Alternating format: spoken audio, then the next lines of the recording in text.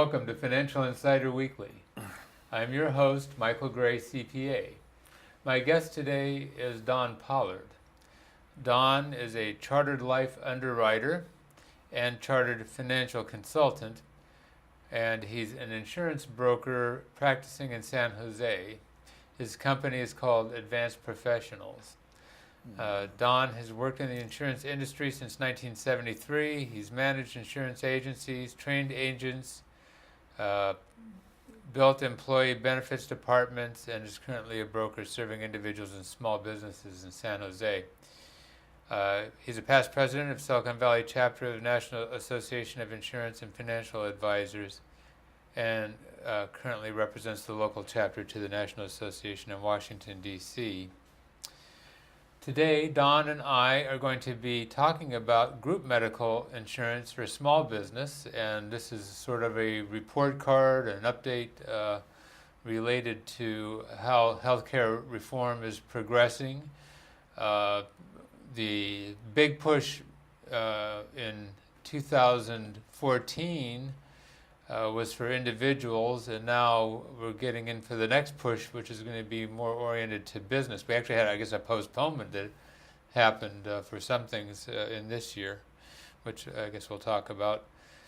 As we discuss this matter, bear in mind that we are California practitioners, and medical insurance rules can vary from state to state. For example, California has its own exchange. In many other states, they're using the federal exchange, and so forth. So be sure to work with a consultant who's familiar with your own state laws. Don, thanks for joining me today. You're welcome. Thanks for having me here. Okay. So we're all sort of tearing our hair over this stuff of healthcare reform, a lot of controversy, people talking about Obamacare and so forth. Why should small businesses reassess whether to offer group medical insurance to their employees? I think, first of all, we experience or have experienced over the last couple of years opportunities to continue to do exactly what we've been doing in the past. So, I don't know. We have a kind of get out of jail free until next year now that they've approved. So it may end up just going on like that forever. But maybe not. I'll go for that. Yeah. I'm not too So, happy with what I got. I think the question about businesses assessing whether they ought to provide medical insurance for companies, really that question hasn't changed because of the ACA or because of the exchange or any of the other things that go along that. Basically, the reason that an employer would think about providing medical insurance or life insurance for their employees is that it's a way that employer can help the employee address risks that the employee can't budget for. So that's really kind of the nature of employee benefits in the first place, is something that's too big for someone to take on their own. And so the employers would say, you're valued, and I'm going to help you do that. And that really hasn't changed. And as an example, in a recent survey, 76% of employees reported that health insurance is the most important employee benefit that an employer could provide for them. So the people recognize that, and they are responding to it. And so I think it's important for most employers to think about how could they effectively do this under the parameters that we currently deal with. It's also a very cost-effective benefit when you look at it. Basically, the premiums that are paid by the employer and the employee, if set up correctly, are pre-tax premiums, and any benefits that the employee might receive from the policies are all tax-free. So that creates what I'll call leverage there, in that you have a deductible premium and a benefit that carries no tax with it. Now, related to this, I think in some of the tax proposals, Obama has suggested trying to make some changes related to this.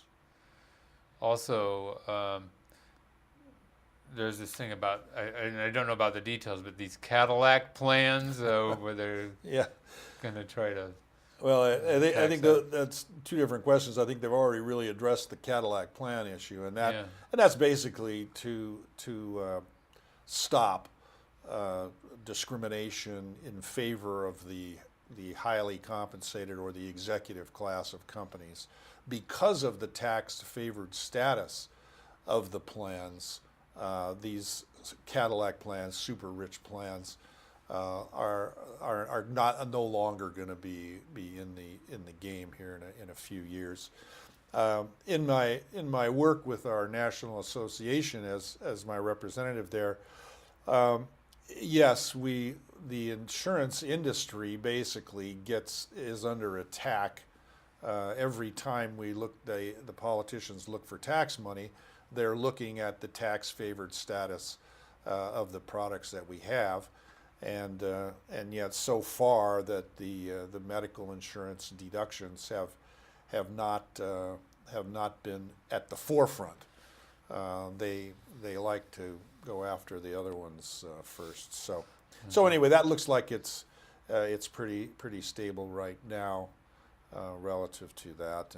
And let me say that the employer mandate to provide insurance for employees, that's for employers with 50 or more full-time employees, and not for anybody who has less than 50 full-time employees. They're not required to provide anything at all. Mm-hmm. So you have kind of a two-group approach. The most recent, you mentioned extensions of time. There's been extensions of time for reporting for the 50-plus group, reporting employee wages and whether coverage was offered, those kinds of things. That's been stretched out a year. And also for anybody that has what's called a grandmothered plan, which is a plan that they currently have that is non-compliant. And by non-compliant, I mean that it may not provide all of the essential benefits. It may not provide a minimum of 60% of coverage for everything that they have. And so it doesn't meet the ACA minimum requirements of coverage. Those plans may be renewed for another year, for everyone. So they're kind of giving some transitional time, but the Cadillac plan, I believe, is gone. It's just a matter of time. What's happening is, I think, for the very wealthy, basically, many of them are moving to concierge type. So in other words, they're retaining the doctors directly, and I guess they're just paying for the coverage, basically on a prepaid basis. So. Yeah, I have seen some of that. I've met a few people that are involved in one of those. I don't really think it's medical insurance. It's access to the doctor on a favorable basis. I haven't heard of any of those that include hospitalization and a comprehensive plan, but that doesn't mean that they're not out there. They could be. Yeah. Okay. So you talked about the employer coverage mandate. What's the safe harbor for avoiding penalties? So for businesses that provide health insurance coverage, in order for them to be sure that they won't be penalized, the employee's share of the premium on a monthly basis cannot exceed 9.5% of their W-2 income in that month. Now, it only relates to the employee portion of the insurance. It doesn't relate to dependent coverage or anything of that type. And if the employer does that, then basically they are providing affordable coverage for the employee. Now, there is one, actually it's a glitch in the law. By basing the 9.5% on only the employee's income, we have a situation where dependents of those employees, um, if they are eligible for coverage under the plan, they are not eligible in the California exchange for a subsidy. And this is a mistake that needs to be corrected because the employer is so basically the employer here is required to pay 91.5% of the premium for the employee, but there's no requirement that they even offer coverage for dependents. Okay, so when the employee has an employer that provides this, if they pay nothing for the dependents, then that would be obviously in excess of 9.5% of the person's income to cover their dependents as well. So that's something they need to work on. Which the thing is not perfect as it stands today. So hopefully they'll get that squared away. We hope. It seems like they can't get anything squared away in Washington these days. Okay. Yeah. I think that's more by design, though, than it is. I don't think they're trying very hard to get much accomplished. But the point to sort of go back is if you have less than 50 employees, this 9.5% rule doesn't even apply to you. That's correct. Yeah. There's no requirement. Now, I have clients that have less than 50 employees, and they provide coverage for their employees currently because they want to help them address those risks that we discussed earlier. So they want to do it. So I recommend to them that if you fall within these guidelines, and then when you get up over 50 employees, you're already doing what you need to do. So yeah. I think in that respect, the 9.5% is a key factor, but and that is if you're providing insurance and you're 50 and over. And again, as you point out, you're absolutely right. If you don't have 50 employees, full-time equivalent employees, then there's no requirement that you provide insurance at all. Let me clarify a minute full-time employees here. It also, there's a calculation to determine how many full-time employees an employer has, and it includes all part-time employees. So you're basically going to add up all the hours that all the part-time employees work, and then divide it by 160, I think is the number, and then that's going to give you the number of full-time equivalent employees that you have to add in. So employers that have a large stock of, say, part-time employees, maybe restaurants or something like that, where they have a lot of those people are still going to be included in the calculation, but only based on the hours that they work, and then aggregate and then divided by a factor, which then tells them about the full-time. Is there a threshold, like a minimum number of hours that the employee has to work before they're counted, or it's just part-time work, number of hours. Just any hours, okay. Yeah. Okay. So there is another thing, I guess, related to this, and you sort of talked about it up front, and that is this isn't dictated, this 9.5%, in that the employer could pay all of it. Yeah, exactly.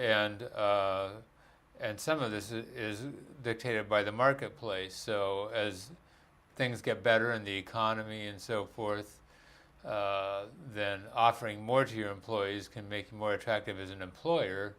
And so that could also be a consideration on what you decide to do with your plan. Yeah, and that's absolutely a great point too, is that is the minimum to get by. The safe harbor is the minimum. There is no maximum that there is. So if an employer was going to provide 90% of payment for the dependents coverage, that would be fine. In fact, it'd be a beautiful thing, for the employee to do that. Okay, so there's penalties that are going to apply related to this? There's penalties for employers, and basically there's two types of penalties. There's a one penalty for not providing coverage if you're required to provide coverage, and that penalty is $2,000 times the number of full-time employees, with the first 30 full-time employees exempted from that calculation. And then the second type of penalty is for you're providing insurance, but that insurance is not deemed to be affordable to the employee. So maybe it's greater than that. They have to pay greater than that 9.5% safe harbor, and that penalty is going to be $3,000 for each employee who receives a subsidy through the exchange. So, and the penalty in these calculations, the penalty is the lesser of the two penalties that you have available to you. And the other piece that's important is that each of these penalties requires that one employee from your company receives a subsidy through the exchange. So theoretically, if you breach the law, you're subject to the penalty, and yet no one goes to the exchange and actually gets a subsidy, then there is no penalty. So again, if you have higher income employees, they're not going to qualify for a subsidy anyway. Isn't that right? That's right. Yeah. So some people, again, they draw a blank and may not have to deal with a penalty if they're lucky. So right. Yeah. Well, I really think that most employers are, and their brokers are, keeping track of where they are in this process, and making calculations that says, what are we going to pay and what's going to happen when the premiums change and those kinds of things. At least they should be doing that. So maybe you can tell us a little bit about the shop exchange. So the shop exchange in California is the small group insurance side of the covered California exchange. So there's one for individuals, that's covered California, and then there's the shop, which is the one for small employers on the other side. So basically offering the same type of plans, offering the same benefits, and that is an aggregation of carriers with the benefits all being equal, and the difference being service, price, and networks, which is critical today, because of all the insurance companies now are introducing new and I'm going to say skinny networks. They're smaller than before because they're eliminating the people who are not willing to take a deeper discount, eliminating the providers, and therefore they're trying to save money in that regard, which is fine. I mean, that's business.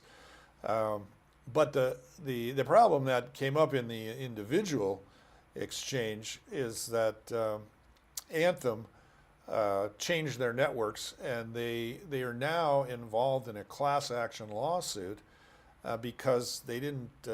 It appears they didn't correctly disclose this to people, that things had changed in their network. So people were told, oh well, no, you can use the same providers, but the reality of it is that effective January 1, they couldn't. Yeah. Well, I mean, what we found, again, this does not relate to the shop exchange. This relates to my son's Medicare. But when I looked at what the providers that would participate on the Medicare for Anthem that was covered, it was not the same, Exactly. So if you were covered, because what I was hoping is, we could just use Anthem. We were using it before, so we can just continue with the same doctors. Well, it didn't work that way. Well, and this is a caution for everyone today involved in making decisions about insurance, and we're heading into what's called open enrollment season.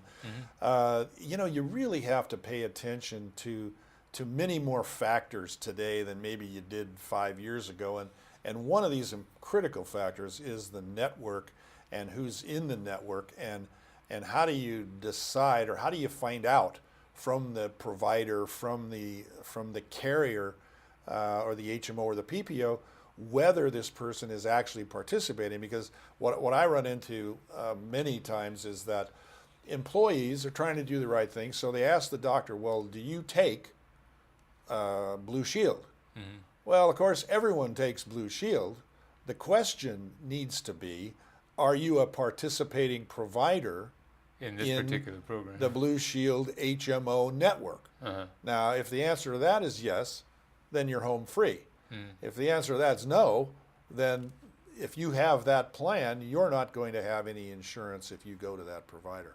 And this is really disruptive, and it's irritating to people, and it should be. Yeah. And it's irritating to me because I have to explain it to them.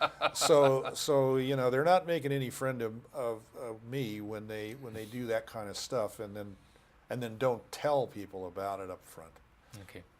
So what insurance companies, I should say, are participating in this shop exchange? So we have pretty much the same players that are in the individual exchange minus Anthem. They decided not to do it. So you have Blue Shield of California, you have HealthNet, you have Kaiser. Up here in Northern California, we have Chinese Community Health Plan, the Sharp Health Plan down in San Diego, and then you have Western Health Advantage. There's a couple of local plans that are down in LA as well. These, if there's anyone there that has a question about a specific area and whether there is coverage in that area, I would direct them to the Covered California website, and then you can look up your local, if you have a local plan that you like and that you go to. Okay. To do that. How did this shop thing work out for the first year? I guess 2014 was the first year that this was offered. 14 is the first year. Well, I'm going to say rocky. Rocky at first. Again, and this is the same kind of misreading of the situation that we had in the individual exchange, in that the people who designed the exchange thought that it could all be done online. The reality of it is they found out that no, they need an agent helping and participating in the program.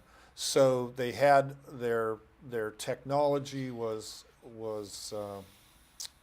I don't know, substandard, maybe awful would be even better. To the point where they took down the whole online piece, and everything now is done via paper. Oh, really? Paper enrollments, yeah, and you can't even check online. Wow. Your clients. So once you send it in, you're kind of counting on them. Now let me hurry up to say that the administrator that they've hooked up with, this Pinnacle, they're very good, and they're very competent. They've been doing this kind of thing for years, and so they've put in some enhancements, which I'll talk about in a minute. So the shop, as a success story, has enrolled roughly 1,750 new groups, and they have about 12,100 new members. So the average group size is 7 members, which is good. That's a good thing. Mm-hmm. There is in California plenty of room to grow, because we have roughly 500,000 small employers here, and they have approximately 4.5 million employees. So I would say Shop is behind in their goals. I think say they want to have 25 or 30,000 people enrolled by 2017, something like that. Yeah. They could make that. A lot of these, small employers, though, they've got a lot of different choices. Sometimes the local chamber of commerce makes, an alternative available, or whatever. The National Federation of Independent Business, I think, has something. Of course, there are associations like AICPA and California Society of Certified Public Accountants, which I'm involved with, that they offer alternatives to their members. And you can just go to your local agent and there are commercial plans that are available. Yeah, I think you're right. There are a lot of options, which maybe makes it even harder the more choices you have. Mm-hmm. I can honestly say that in my career I've never really seen an association type plan that wasn't an employer-employee based relationship that really provided a benefit for value that you could get in the commercial market. So I think and people obviously would have the option of going to the exchange. They have the option of doing it commercially, but they can still do that. Right. But again, like the individual scenario, if the small employer is interested in seeing if they qualify for the tax credit, that must be done through the exchange. Okay, so if they want the tax credit, Right. they have to go through the exchange. You have to go through the exchange, Okay. and basically you have the same plans offered. So each each company who has a plan in the exchange, they have an equal plan like that on the outside. The price is the same. It's no different. So again, the difference is if you have the possibility of qualifying for that tax relief as an employer, you'd be crazy to go outside. I mean, I think. Okay. So you need to go through the details to look at it, but yeah, maybe it's something to think about. I think every small employer experiencing a renewal or coming up on a renewal needs to have as one of the pieces on their proposal from somebody the exchange, commercial plans, and any other option that they may have available to them through anything.